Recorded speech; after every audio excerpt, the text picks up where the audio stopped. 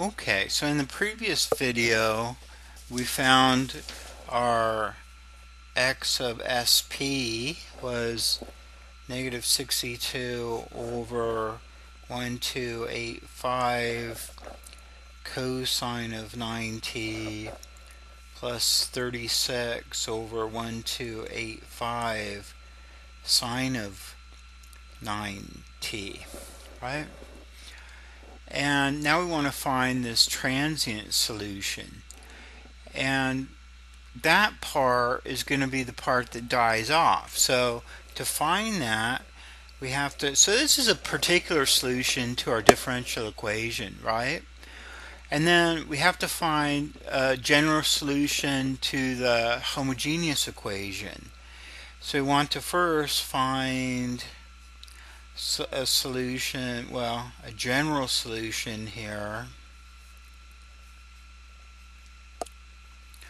to x double prime plus 2x prime plus 50x equals 0.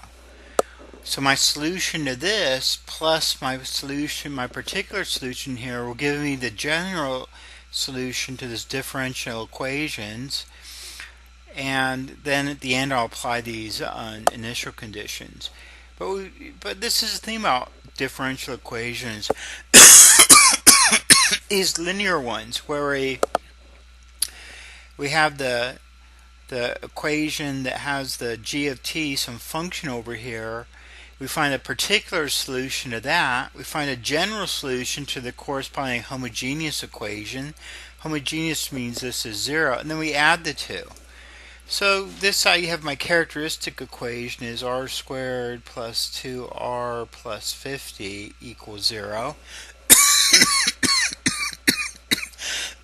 Excuse me.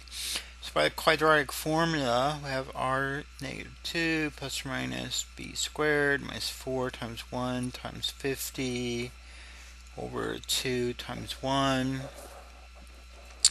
So let's see here. We're going to get r equals negative 2 plus or minus square root 200 minus 4 negative 196 over 2. This is 14 squared, but it's now so negative 2 plus or minus 14I over 2. So r equals negative 1 plus or minus 7I, right? We had this complex solutions to that. So that means our x here, maybe we'll call it x sub h for homogeneous here, it's going to be c1 e to the minus t cosine of 7t plus c2 e to the minus t sine of 7t, right? And you could see this homogeneous part, no matter what, C1 and CR2, this is going to go to 0 as time goes to infinity, right? Because as time goes to infinity, e to negative t goes to 0. And I know my cosine and sine are bounded by negative 1 and 1, so they're not getting any bigger than 1 in absolute value. So my general solution here,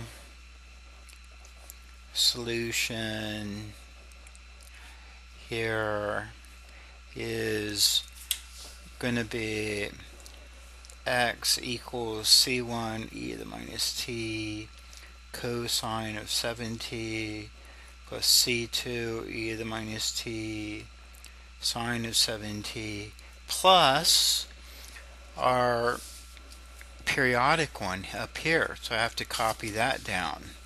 So plus this negative 62 over 1285 cosine 9t plus 36 over 1285 sine of 9t.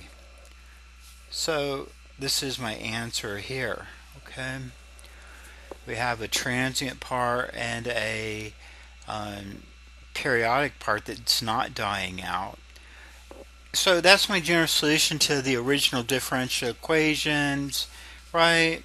And then you use x of 0 equals 0, x prime of 0 equals 0 to find C1, and C2. So I'm not going to go through that. It's a lot of algebra and stuff, but it is very straightforward. So I think you can finish that